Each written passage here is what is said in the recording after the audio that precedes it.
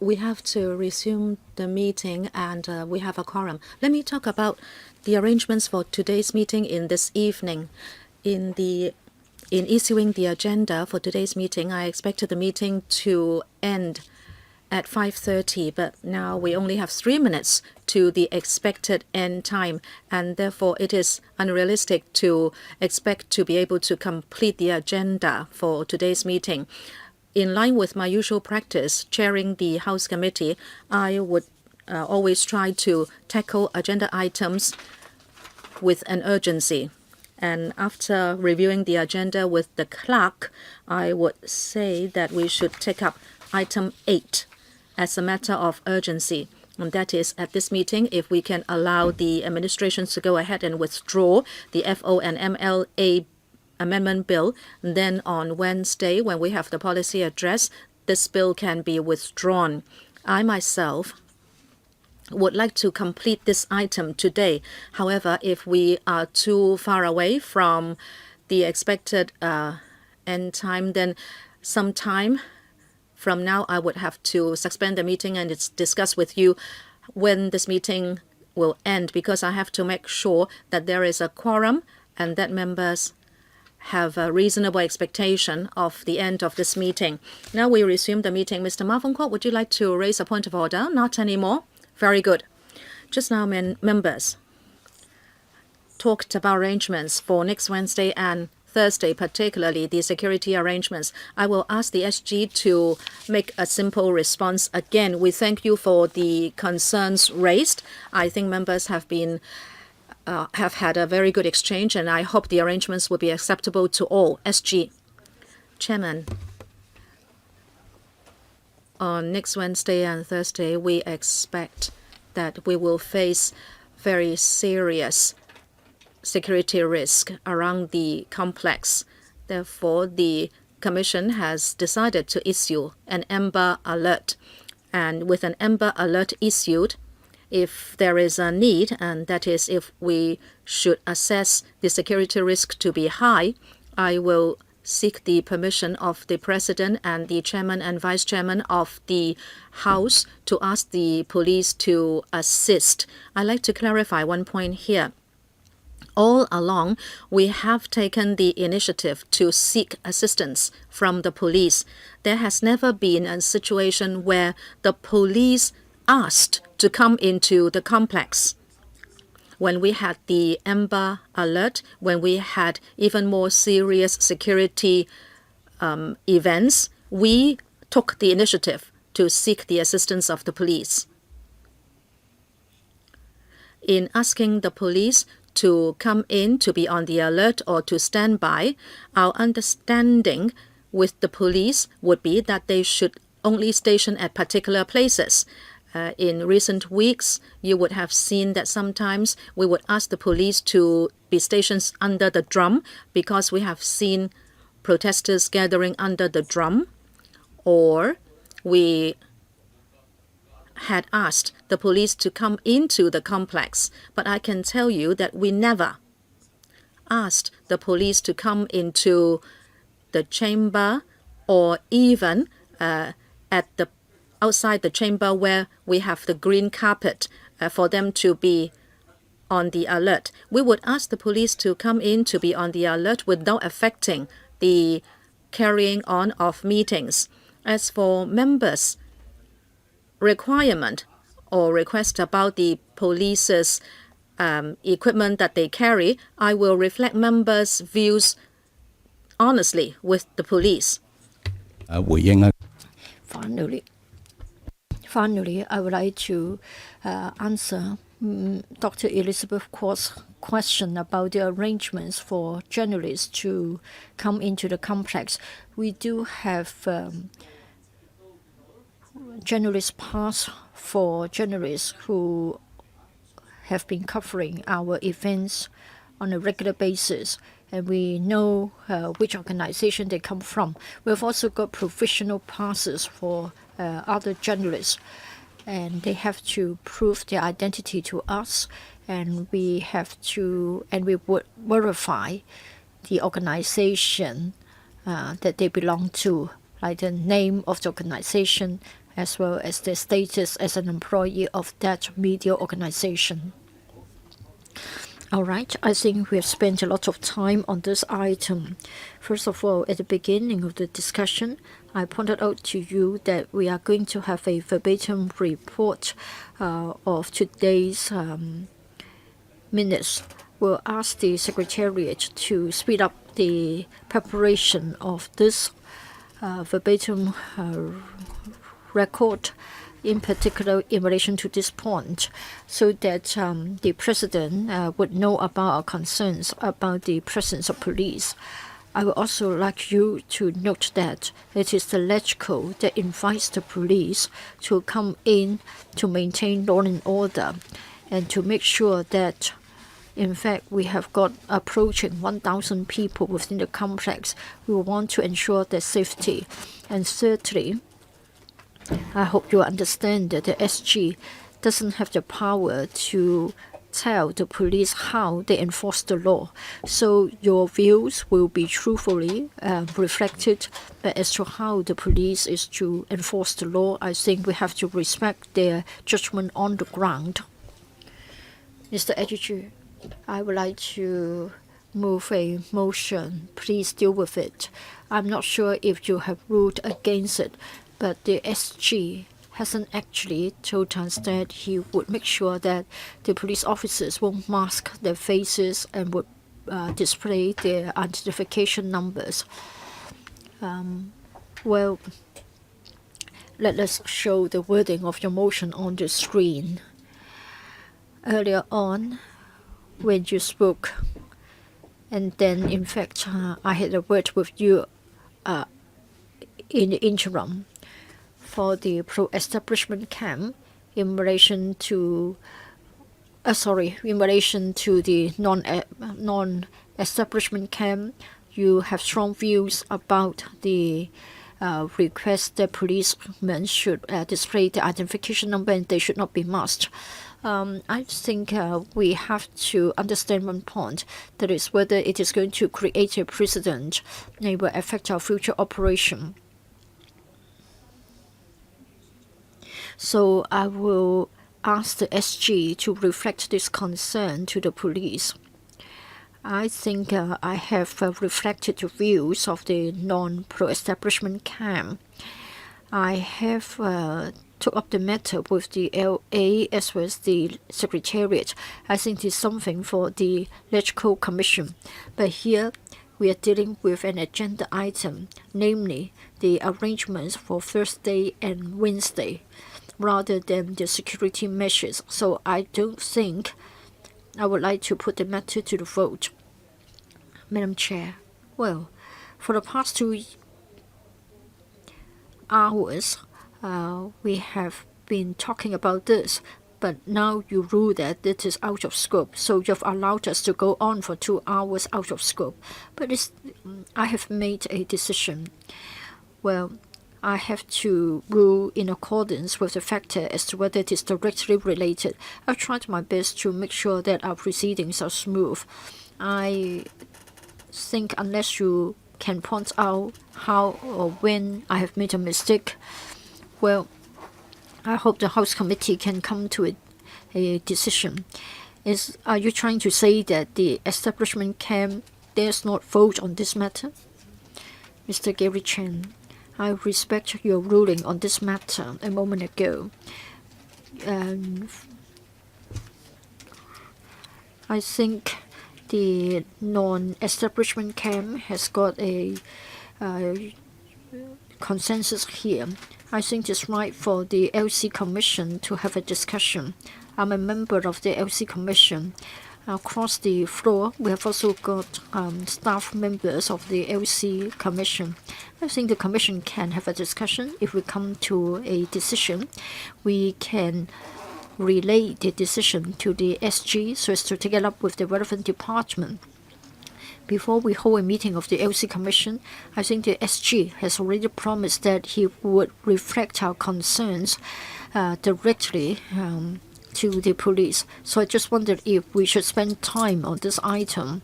There are 4 more items to go. If we continue to waste so much time on this, I'm afraid we cannot finish our business today. Well, I have already justified my ruling. I'll ask the SG to reflect truly what we have said.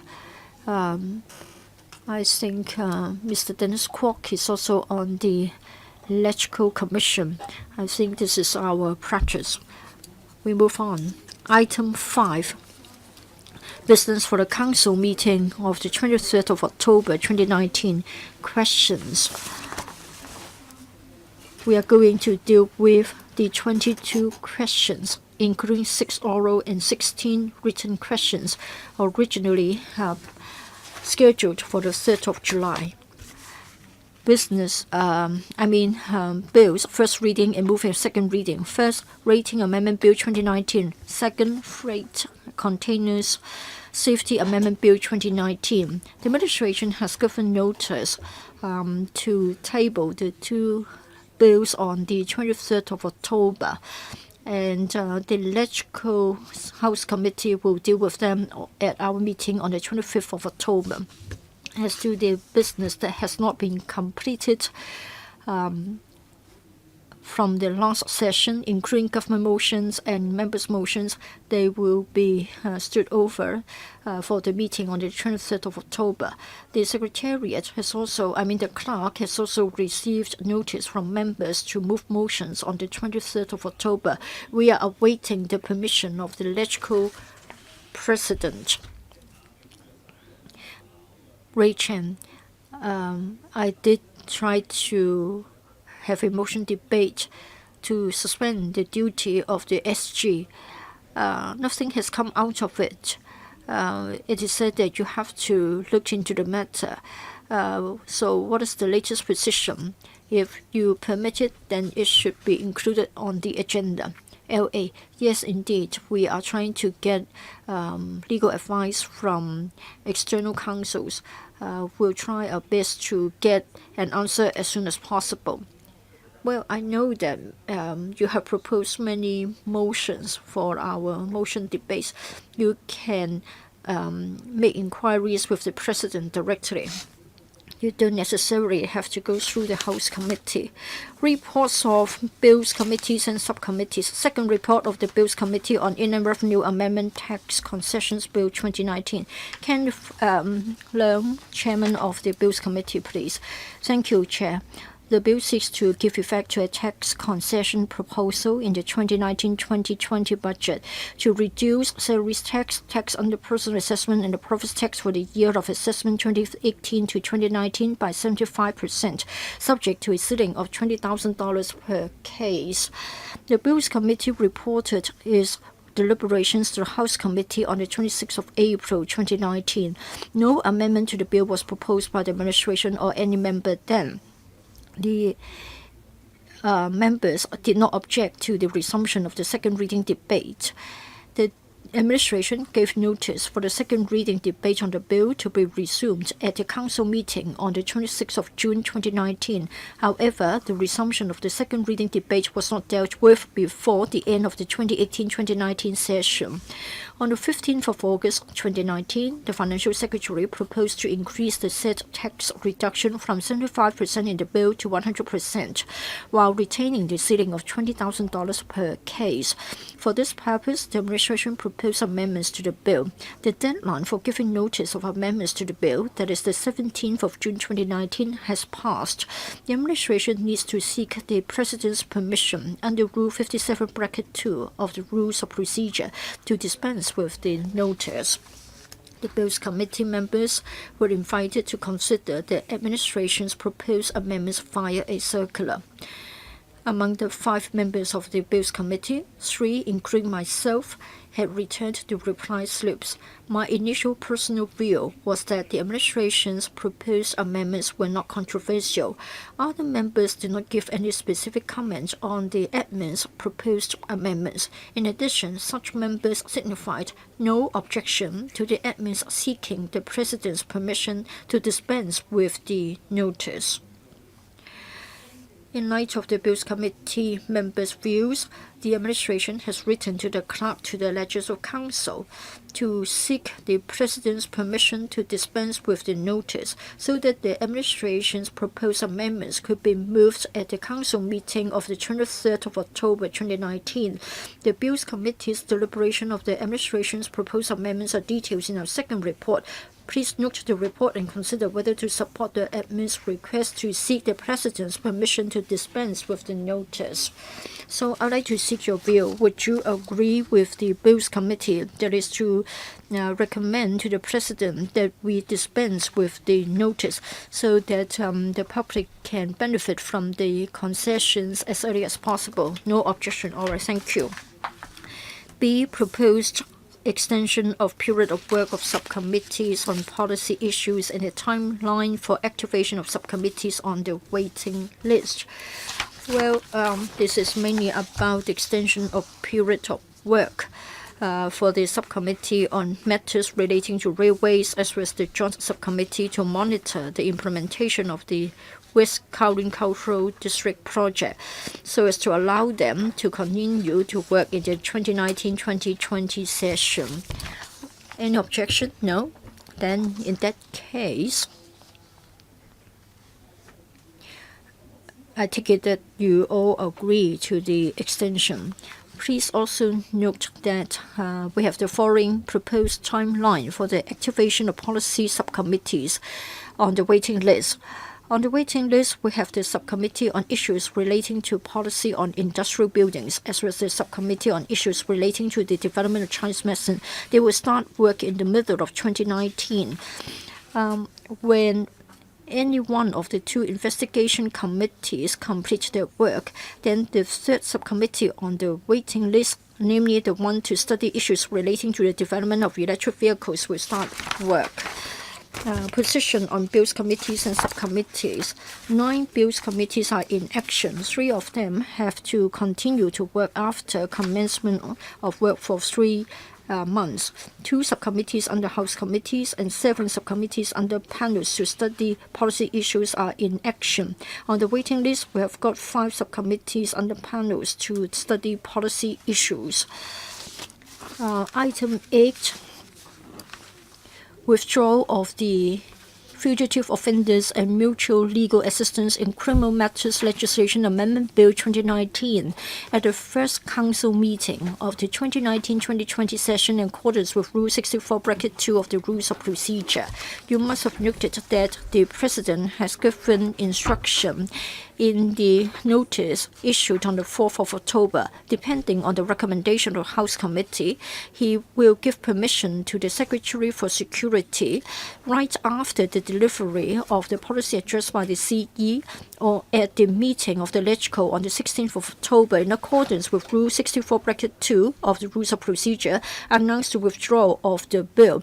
On the 4th of October, I received the S4S letter concerning this matter. I have issued the same to all members and notified you that at today's House Committee meeting, I will seek your view as to whether you would agree with the proposal. I'll urge you to consider the following: whether you would agree that the House Committee would make the recommendation under Rule 54(5)(c), so that at the meeting on the 16th of October, the S4S will announce the withdrawal of the bill in accordance with Rule 64(2) of the Rules of Procedure. Ms. Priscilla Leung, I agree, but just in case we can't have a meeting on Wednesday, what are we going to do? How will we handle this? The Secretariat, Dora, can you give a reply? If we cannot deal with this at the meeting on the 16th, well, actually the House Committee can consider this. Now we agree that it can be withdrawn on the 16th of October, and if this is agreeable, then perhaps we can consider standing it over to the next meeting if indeed we can't deal with it on the 16th. If this is in line with the rules of procedure, then yes, if we can do it on Wednesday, then we can do it. If there should be anything that happens without our planning, then perhaps we can send it over to the next meeting. Chairman, yes, Dr. Helena Wong, I'd like to ask you whether, on behalf of members, you can express our request for apology from Mr. John Lee for bulldozing this bill through LegCo. Now he is proposing withdrawal, but he has not given any apology. Also, this decision to withdraw, will this involve a debate, or will he just leave after reading out his script? The arrangement can be detailed by the SG. My understanding is that there will be no vote taken. According to the rules of procedure, the announcement for the withdrawal of the bill will not give rise to any debate or vote. Yes, it is only a temporal consideration. Dr. Helena Wong's view will be recorded. I believe that has been requested for on other occasions. Mr. James To, I'd like to ask a point about the procedures. Is it that next Wednesday there will be an item to resume the second reading of the bill? If my understanding is correct, my understanding is that if members agree, what are we agreeing? We are agreeing to shorten the notice period and that the withdrawal will be arranged for next Wednesday at our council meeting. Well, if you read the letter from Mr. John Lee, he says that it is my intention that at the first meeting of the council in 2019-20, the bill should be read or the resumption of second reading of the bill should take place. And then the purpose of the resumption of second reading debate is for the withdrawal of the bill. In other words, there should be a notice given to us about the resumption of second reading of the bill. Perhaps Dora of the Secretariat can explain to members. Thank you, Chair. According to ROP 64(2), the procedure is such that the second reading debate should be resumed, but it doesn't mean the second reading debate should take place, because it is written very clearly here that the purpose is for the announcement of withdrawal of the bill. And in the notice to resume second reading debate, when it comes to us, well, with the agreement of the House today, there will be this notice. And in that notice, Mr. John Lee has to write very clearly that the purpose of the resumption of the second reading debate is for the withdrawal of the bill. Mr. To, well, just to play safe and let me be very sure about this at the outset. If we say we agree that there can be resumption of second reading debate next Wednesday, well, heaven forbid, he is my ex-schoolmate at Hua Yan. But if Mr. John Lee should, for any reason, be debarred from attending the meeting, and then the president would say, okay, there will be resumption of the second reading debate, and then he would allow members to speak, and then it would not be something we want to see. Mr. To, be reassured, this is done in accordance with ROP 64(2). Well, yes, Chairman, the announcement is for the resumption to facilitate a withdrawal. But then what if this is not done there and then? I want the president to say for sure that if Mr. John Lee will not propose a withdrawal, the president will still not allow this to evolve into a debate. Why? I think this is very clear. I'm sure the president will do that. Dora, just to add one thing, according to ROP 64(3), it is stated very clearly that if this is announced under subrule 2, then the address will not lead to a debate. And in the notice to be given to the council, we will make very sure that this is according to 64(2), that the entire purpose is for the announcement of withdrawal. And it would not happen, as Mr. To proposes, that somehow this will suddenly become a debate and then the bill will be passed. Ms. Leung, a point of order. Yes, Mr. To has made his point in detail, and I also want to say very clearly here that if you would just read 64(2), you will not be able to see any other possibility. Because if you don't, there will be some misunderstanding about what we are discussing. It says here very clearly that the public officer in charge, even if that public officer is incapacitated and he doesn't attend the meeting, well, what he is proposing to do is for the purpose of announcing a withdrawal. I don't think there is any other possibility, and we have all agreed on a consensus about this. So if you are still worried about the bill, I can tell you that that possibility will not arise. The entire procedure is solely for the purpose of announcing the withdrawal. I think this has to be very clear, because even after the CE's announcement, there are still different views in the community, so we have to make this absolutely clear. Right, this is very clear. I have already advanced that viewpoint with Mr. To, and I believe Mr. To now is also very clear about what 64.2 says, that the entire process is triggered for the sake of withdrawal of the bill. Mr. To. The Secretary for Security is proposing for you to discuss this. Well, if we support this, we'll have to let the President know. That is why. And we must make it very clear that the purpose is for the withdrawal of the bill.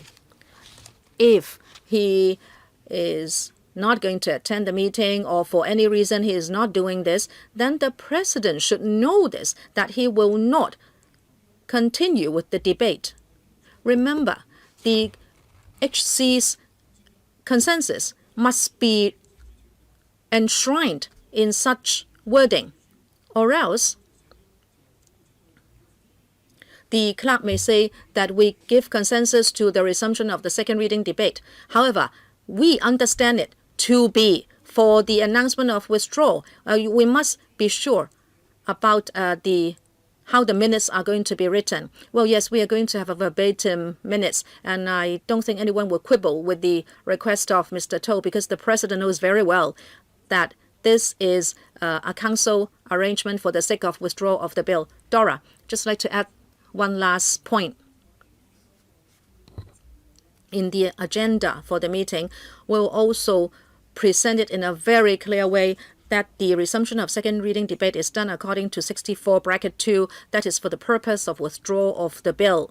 In fact, earlier on, we have issued a provisional agenda, and in fact that sentence is there. It's very clear that it is for the withdrawal of the bill.